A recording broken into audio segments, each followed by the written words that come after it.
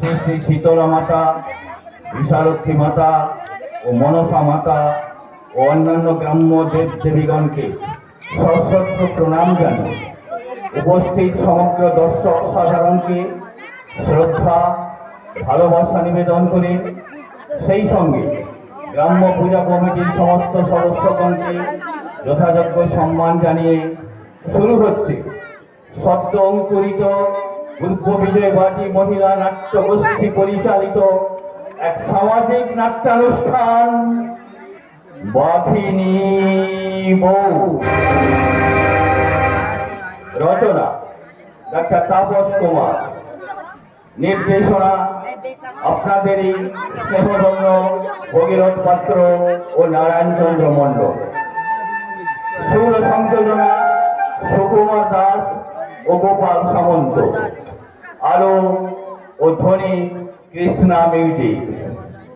পুনরায় দর্শক সাধারণের কাছে বিনীত আবেদন, এই নাটক গ্রাম্য মহিলা তথা আমাদের আপনাদের বাড়ির সাধারণ মহিলা শিল্পী দ্বারা অভিনীত।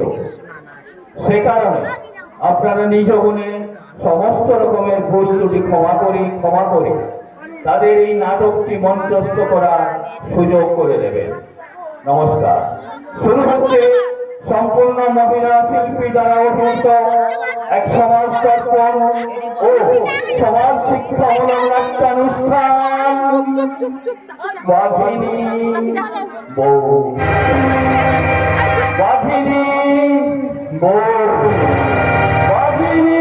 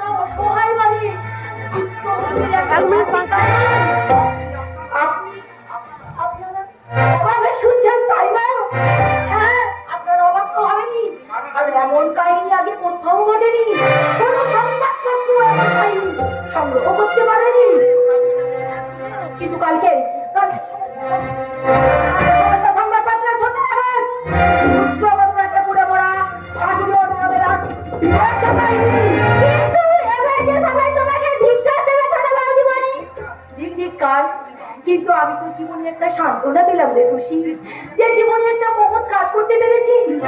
কিন্তু কেন তুমি এমন নিষ্ঠুর কাজ করলে? বুঝবি না রে খুশি, তুই বুঝবি না।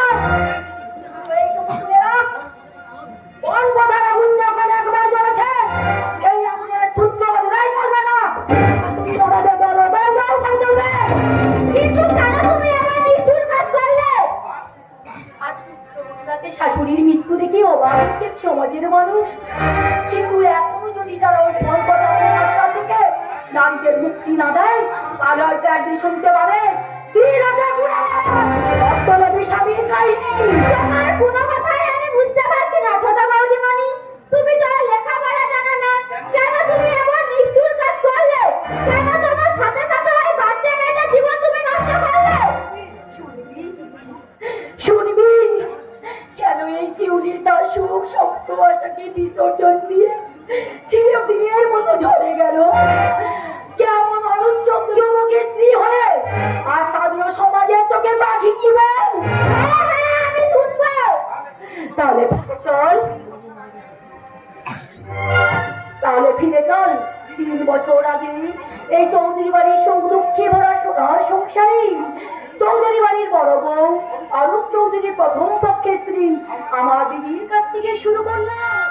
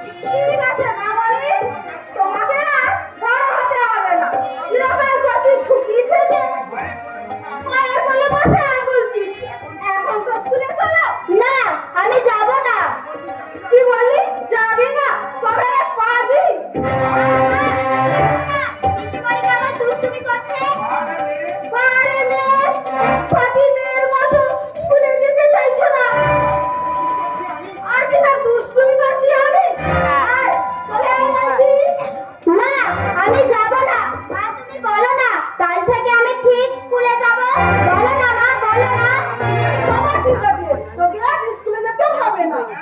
ব্যাস, হয়ে গেল। এই পাজি মাটাই দেখছি আদর দিয়ে দিয়ে মেয়েকে বাদর করে তুলেছে। ঠাকুরজি, খবরদার বৌদি, তুমি ওকে এভাবে প্রশ্রয় দেবে না বলছি, তাহলে কিন্তু তোমায় আমি কি করবে? আমি কি হলো বলো? তোমায় আমি ভীষণ ভীষণ ভাবে শাস্তি দিয়ে দেবো।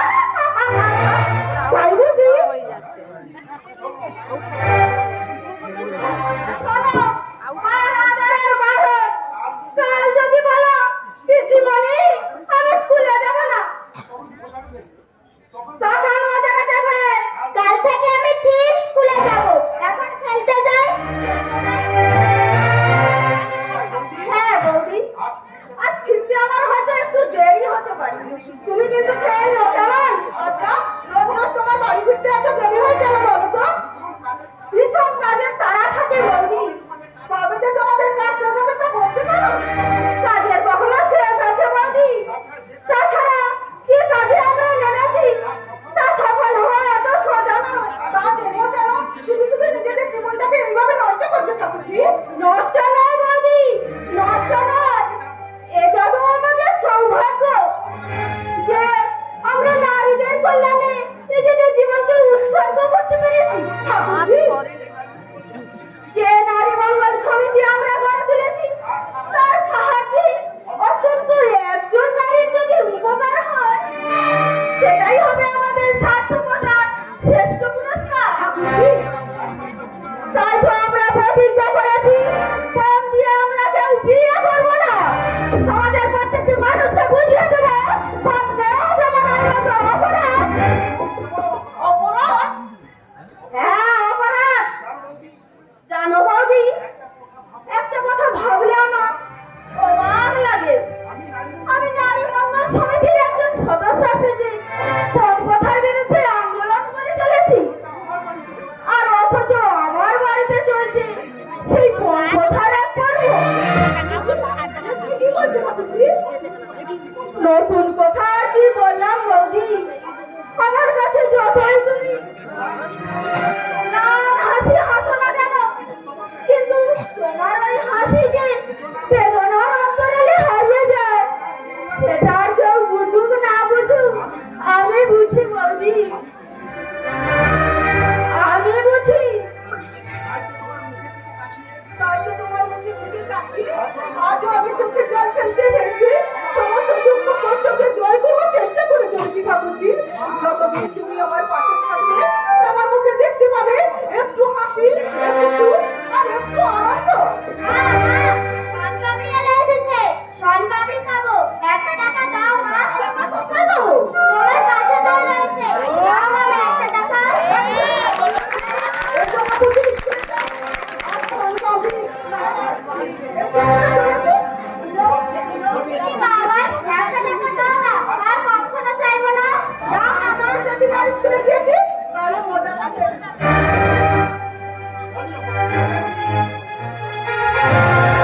বলি হচ্ছে নাকি টাকা পয়সা গুলো কি খেলাম খুশি পেয়েছো, যে যখন তখন যাকে তাকে দিতে শুরু করেছো? ও সরকারি কাজ। তুমিও তোমার বাবার বাড়ি থেকে আনা টাকাটা ওর দিকে বাড়িয়ে দিলে বুঝি? মা, ওই যে কথাই বলে না, আপনার ঠাই নাই শঙ্কর রাখে না। বলি তোমার মেয়ে কি খেতে পারছে না, যা শনপাপড়ি চকলেট বিস্কুট খাইয়ে তার পেট ভরাতে হবে? দাও না ঠাম্মা, তা হলে যে শনপাপড়ি এলে চলে যাবে। চুপ কর। শনপাপড়ি খাবে বলে আমার বলি মান সুপারি কেনার পয়সা দেবে না, আর আল্লাহ দিকে শখ করেছে শনপাপড়ি খাবে। শোনো মামা, এইসব লক্ষ্মী ছাড়া কারবার মোটেও আমি বরদাস্ত করবো না, এই আমি বলে রাখলাম। হ্যাঁ, আপনি কি বলছেন মা? নিজের মেয়েকে সামান্য কিছু দেওয়ার অধিকার বুঝি আমার নেই? শুধুমাত্র একটা টাকার জন্য বাবা, ওই একটাই টাকা ওই একটাই টাকা কোথা থেকে আসে শুনি? বলি তোমার বাবা কি কখনো দিয়ে গেছে? আমার বাবা কেন দিতে যাবেন? রূপাকে যে টাকাটা দিয়েছি ওটা তোর বাবা রোজগার করে। কি বললে? ওর বাবা রোজগারের টাকা? না মানে তুমি বলতে চাও তোমার স্বামী রোজগার করে বলি?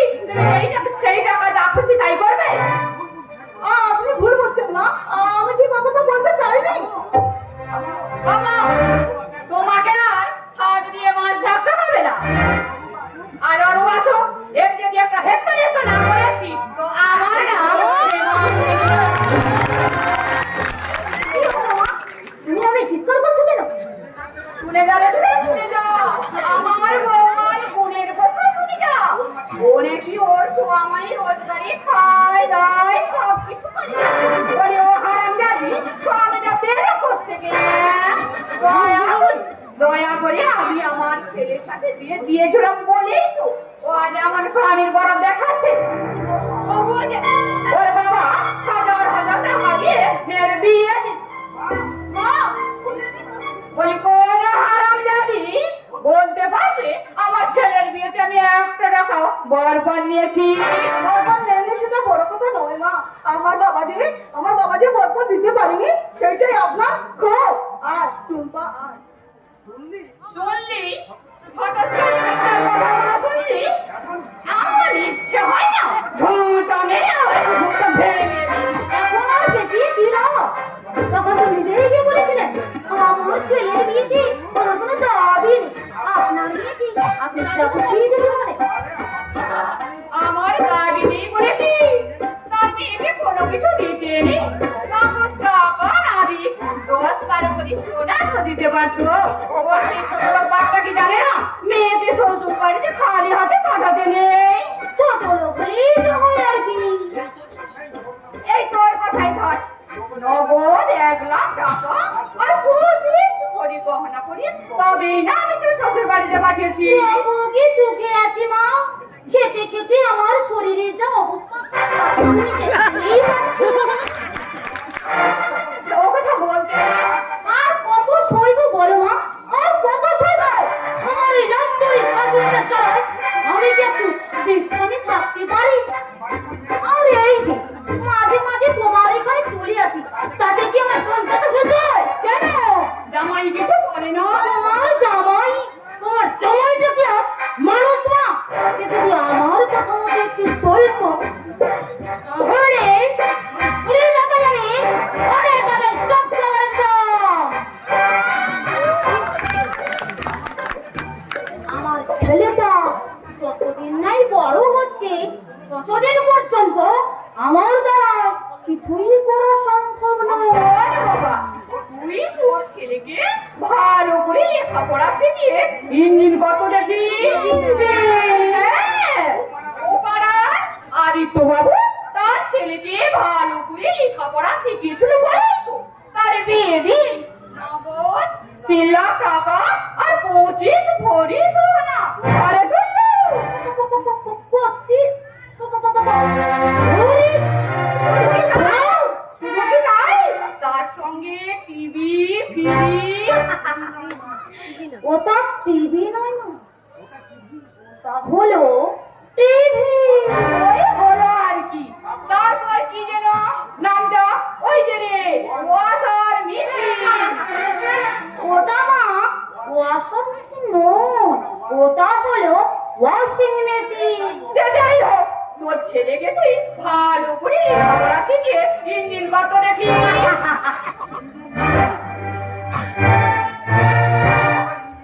ওটা ইঞ্জিন নয় মা, ওটা হলো ইঞ্জিনিয়ার। তুই এমন কথাই আমার চির ধরিস না তো বলি ইঞ্জিন আর ইঞ্জিনিয়ারের মধ্যে তো ভাগ কি আছে শুনি ও দাদু ভাই বলো তো দাদু ভাই বড় হয়ে কি করবে দাদু ভাই বিয়ে করবো। কি হলে? তারপর কি করবে দাদু ভাই তারপর কি করবে আমার মা যেমন আমার ঠাকুমাকে শাসন করে ঠিক সেইভাবে আমি আমার বউকে দিয়ে আমার মাকে শাসন করবো। আমি মুখ ফেলে দেবো। ও মা এমন বাবা বাবা কথা তোর কাছে সেগুলো রে গোপাল আর কাছে যাবো এমন গুণের ঠাকুমা ওর পিসিমা থাকতে তোর শিক্ষার কখনো অভাব হয় নাকি? আজ আমি বাড়িতে চাই আর ছেলেকে দিয়ে আমাকে এই অপমান করার মজাটা আমি হাড়ে হাড়ে তার পাইয়ে দেবো। এই রে মায়ের মাথায় তো আগুন জ্বলে গেল, জানি না আজ ঠাকুমা আর পিসিমার কপালে কি কষ্ট আছে। ছি দাদু ভাই মাকে এমন কথা বলতে নেই তোমরা বড় তাই তোমাদের সবকিছু বলতে হয়, সবকিছু করতে হয়, আর আমরা ছোট বলে আমাদের কোনো ভালো কথাই বলতে নেই। ছেলে